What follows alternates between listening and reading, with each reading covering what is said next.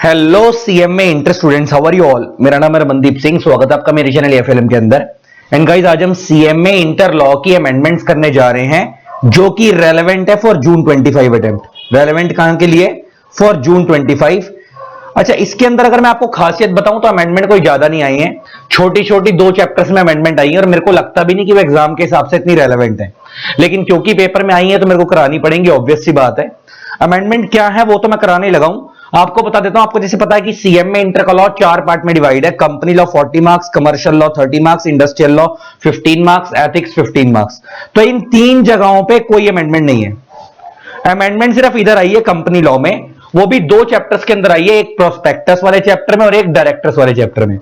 2 chapter में amendment आई है, छोटी छोटी अमेंडमेंट है, ज्यादा बड़ी अमेंडमेंट नहीं है।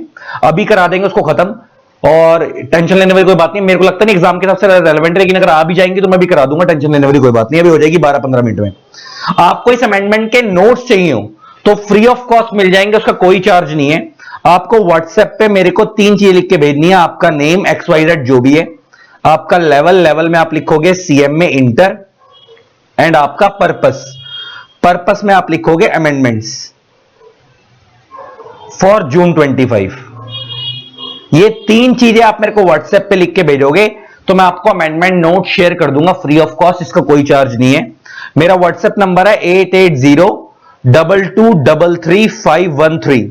ये मेरा व्हाट्सएप नंबर है 8802233513। इस नंबर पे कॉल मत करना, खाली मैसेज करना और ये 3 चीजें लिख के भेज देना। मैं आपको अमेंडमेंट नोट शेयर कर दूंगा फ्री ऑफ कॉस्ट, इसका कोई चार्ज नहीं है। अब अमेंडमेंट्स को स्टार्ट करते हैं। ये मेरा प्रॉमिस है that you will love it, करके मजा आ जाएगा। देखते हैं क्या है, ज्यादा रेलेवेंट तो नहीं लेकिन करनी तो है ही है, तो करते हैं स्टार्ट। तो गाइस, अब हम प्रोस्पेक्टस वाले चैप्टर में अमेंडमेंट आई है, इस अमेंडमेंट को कर रहे हैं। ये बहुत छोटी सी अमेंडमेंट है, पेपर के लिए मेरे को इतनी रेलेवेंट भी नहीं लग रही। क्या अमेंडमेंट है मैं बता देता हूं।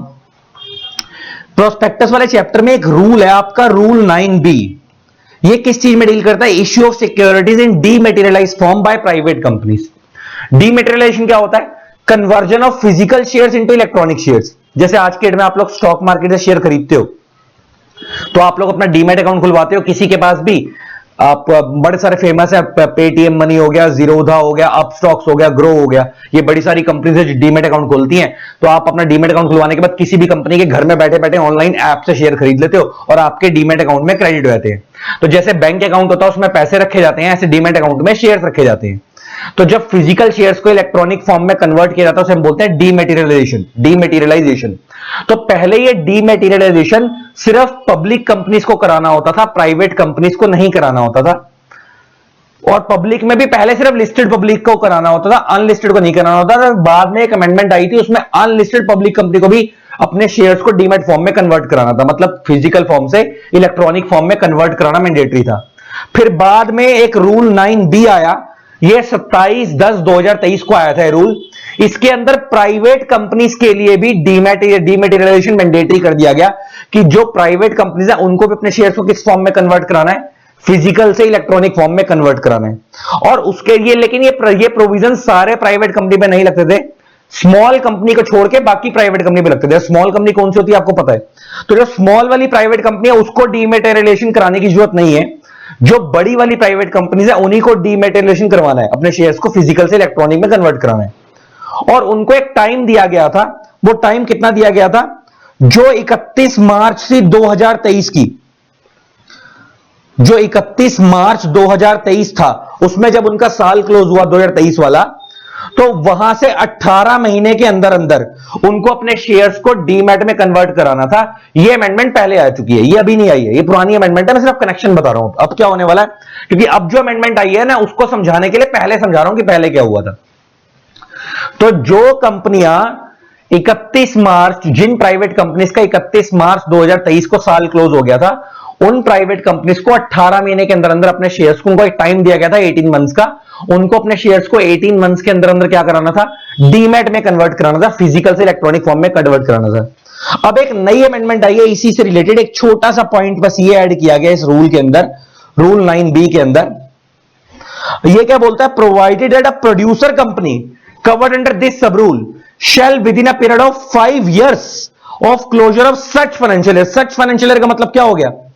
ये 31 मार्च 2023 comply with the provision of this सब रूल। अच्छा, प्रोड्यूसर कंपनी कौन सी होती है? प्रोड्यूसर कंपनी कौन सी है? जिसका मेन एम प्राइमरी प्रोड्यूस होता है। जैसे एग्रीकल्चर वाली कंपनी, जैसे आपका अमूल है, आप अमूल का दूध पीते हो ना, अमूल का बटर खाते हो, ये एक प्रोड्यूसर कंपनी की कैटेगरी वाला काम कर रही है। हालांकि Amul is a cooperative society, लेकिन प्रोड्यूसर कंपनी भी इस तरीके का ही काम करती है, जिनका मेन एम प्राइमरी प्रोड्यूस करना होता है, या तो खेती बाड़ी के अंदर है ना, या एग्रीकल्चर के अंदर है, या मिल्क फार्मिंग के अंदर है, इन सब चीजों के अंदर है, डेयरी प्रोडक्ट्स के अंदर। तो अब इनको क्या बोला, कह रहा जो प्रोड्यूसर कंपनी है उनको भी अपने शेयर्स को डीमैट फॉर्म में कन्वर्ट कराना है, लेकिन उनके लिए 18 महीने का टाइम नहीं है, उनके लिए 5 साल का टाइम है, बस यही अमेंडमेंट है। तो नॉर्मल प्राइवेट कंपनीज के लिए 31 मार्च 2023 को जब साल क्लोज हुआ, वहां से 18 महीने में नॉर्मल प्राइवेट कंपनीज को अपने शेयर्स फिजिकल से डीमैट में कन्वर्ट कराने थे।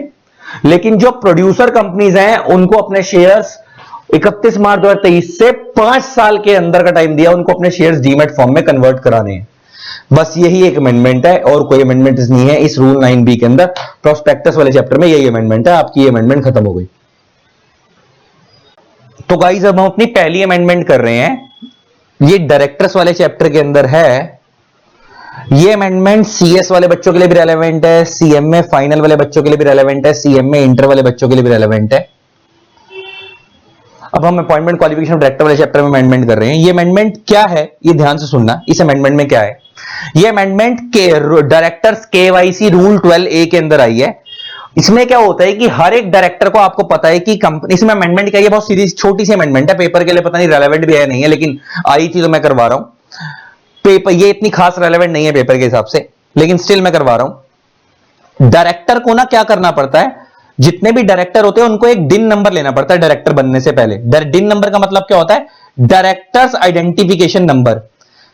इंडिया में जो भी बंदा किसी कंपनी में डायरेक्टर बनना चाहता है तो उसको डायरेक्टर बनने से पहले एक डिन नंबर लेना पड़ता है, डायरेक्टर आइडेंटिफिकेशन नंबर। अब ये डिन नंबर लेने के लिए ना उसको अपनी बेसिक डिटेल्स फाइल करनी पड़ती है सरकार के पास, उसका नाम, उसकी ईमेल आईडी, उसका फोन नंबर वगैरह वगैरह। तो ये सब वो डिटेल्स फाइल करता है, अपना पैन नंबर की डिटेल्स देता है, और ये सब देने के बाद उसको उसका डिन नंबर मिल जाता है। तो ये डिन नंबर जो होता है ये तो उसको मिल गया, अब ये लाइफ टाइम के लिए वैलिड होता है, लेकिन उस डायरेक्टर को हर साल क्या करवानी पड़ती है, KYC करवानी पड़ती है। KYC क्या होता है, नो योर कस्टमर। KYC का मतलब क्या होता है कि हर साल उसको अगर उसकी इंफॉर्मेशन में कोई चेंज है भी या नहीं भी, स्टिल अपडेट करवाना पड़ता है, और उसके लिए उसको सरकार को, भारत सरकार को एक फॉर्म फाइल करना पड़ता है, उसका नाम होता है DIR3 KYC web. DIR3 KYC web. इस फॉर्म का रोल क्या है, ये एक KYC का फॉर्म है कि अगर आपकी बेसिक इंफॉर्मेशन जो आपने नेम, ईमेल आईडी भरी थी, अगर आपने ईमेल आईडी या आपका फोन नंबर आप उसमें कुछ भी चेंज कराना चाहते हो या चेंज नहीं भी कराना चाहते हो, स्टिल आपको हर साल एक फॉर्म भरना पड़ता है KYC web, DIR3 KYC web.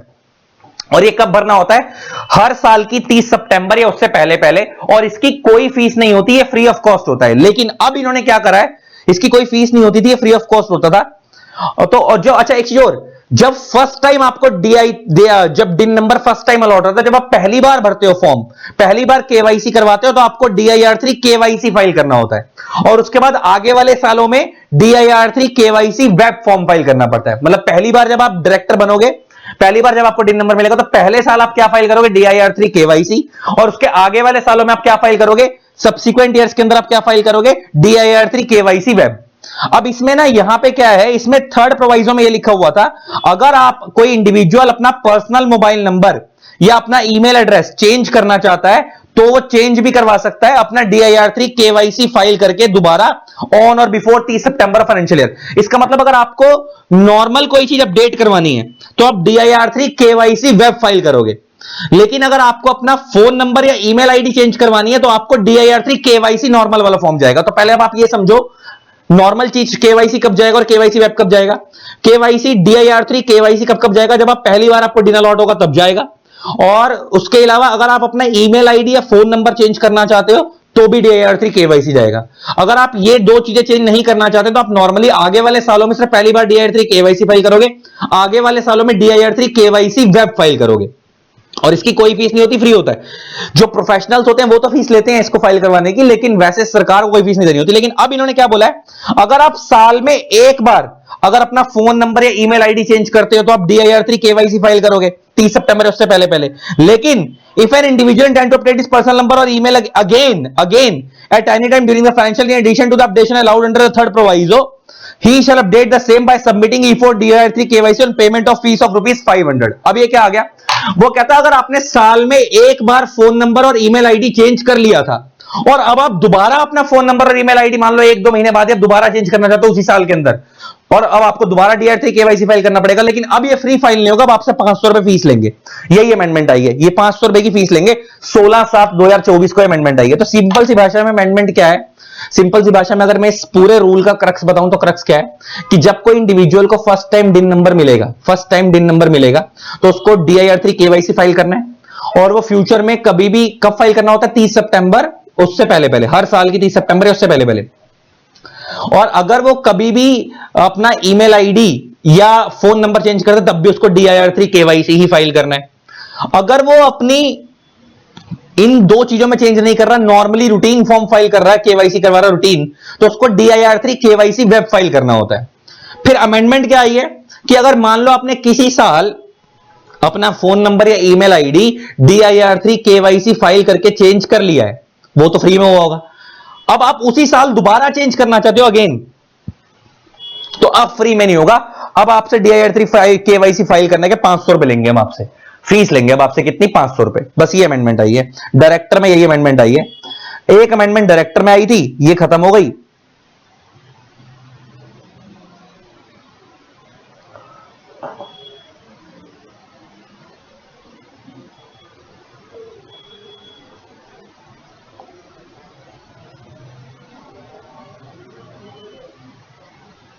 कहां गया